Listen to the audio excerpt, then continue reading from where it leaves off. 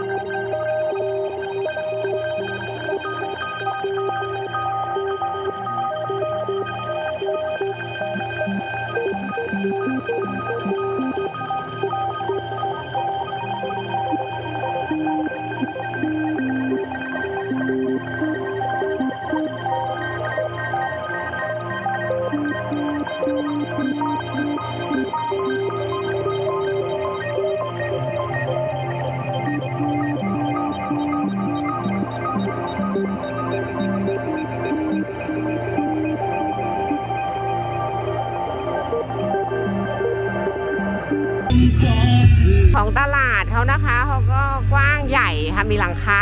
เดินสะดวกด้วยนะนั่นไงมีพัดลมยักษ์ด้วยมันจะไม่ร้อน